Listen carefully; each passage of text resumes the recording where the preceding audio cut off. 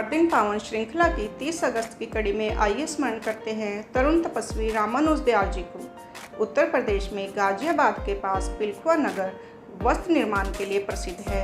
यहीं के एक प्रतिष्ठित व्यापारी व निष्ठावान स्वयंसेवक श्री राम गोपाल तथा कौशल्या देवी के घर में 1943 में जन्मे रामानुज दयाल ने अपना जीवन संघ को अर्पित किया, पर काल ने अल्पायु में ही उन्हें उठा लिया। अगर आपने अभी तक हमारे चैनल को सब्सक्राइब नहीं किया है तो कृपया इसे सब्सक्राइब अवश्य कर लें, जिससे कि आपको प्रतिदिन इसी प्रकार की अच्छी जानकारी मिलती रहे। 1948 में संघ पर प्रतिबंध लगा तो पिलखुआ के पहले सत्याग्रही दल का नेतृत्व राम गोपाल जी ने किया। रामानुज पर इसका इतना प्रभाव पड़ा कि उनके लौट आने तक वह हर शाम मोहल्ले के बच्चों को लेकर खेलता और भारत माता की जय के नारे लगवाता। पिलखुआ में हुए गोरक्षा सम्मेलन में संत प्रभुदत्त ब्रह्मचारी व लाला हरदेव सहाय के सामने उसने मैथिली शरण गुप्त की कविता दांतों तले त्रीन दाबकर पढ़कर प्रशंसा पाई। 1953 में भारतीय जनसंघ ने जम्मू कश्मीर के भारत में पूर्ण विलय के लिए आंदोलन किया तो कौशल्या देवी महिला दल के साथ सत्याग्रह कर जेल गई। रामानुज जनसंघ का झंडा लेकर नगर में निकले जुलूस के आगे आगे चला। शाखा में सक्रिय होने के कारण वे अपने साथ स्वयंसेवकों की पढ़ाई की भी चिंता करते थे। ग्रीष्मावकाश में प्रायः हर साल वे विस्तारक बनकर जाते थे। सरधना, बड़ौत, दोघट आदि में उन्होंने शाखा कार्य किया। संस्कृत में रुचि के कारण बीए में उन्होंने पिलखुआ से 10 किलोमीटर दूर धौलाना के डिग्री कॉलेज में प्रवेश लिया। वहाँ छात्रों से खूब संपर्क होता था। इससे ग्रामीण क्षेत्र में शाखाओं का विस्तार हुआ।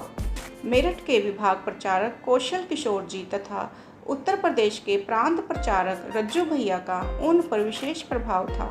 शाखा के साथ ही अन्य सामाजिक कार्यों में भी वे आगे रहते थे। एक बार एक कसाई गोमांस ले जा रहा था। पता लगते ही उन्होंने गोमांस छुड़ाकर कसाई को इतना मारा कि उसने कभी गो हत्या न करने की शपथ ली। एक बार उन्हें पता लगा कि ग्रामीण क्षेत्र में एक पादरी धर्मांतरण का प्रयास कर रहा है। वे अपने मित्रों तथा छोटी बहन सरस्वती के साथ वहां गए और इस षड्यंत्र को विफल कर दिया। पिलखुआ में हो रहे भारत सोवियत सांस्कृतिक मैत्री संघ के समारोह में तिरंगा झंडा उल्टा टंगा देख वे आयोजक से ही भिड़ गए। हिंदी को सम्मान दिलाने के लिए हुए हस्ताक्षर अभियान में भी वे सक्रिय रहे। दुर्गाष्टमी की शोभा यात्रा में अश्लील नाच का उन्होंने विरोध किया।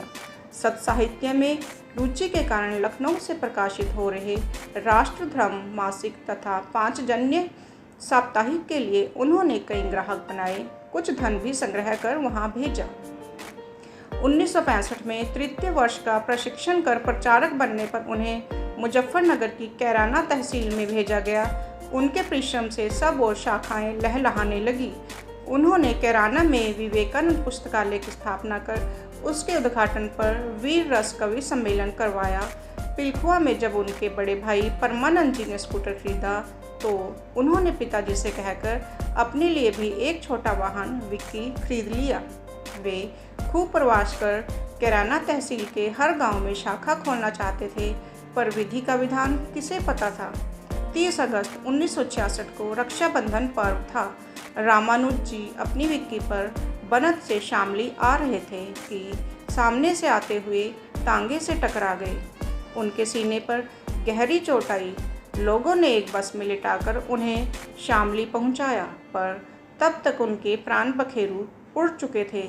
इस प्रकार एक तरुण तपस्वी असमय कालकवलित हो गया।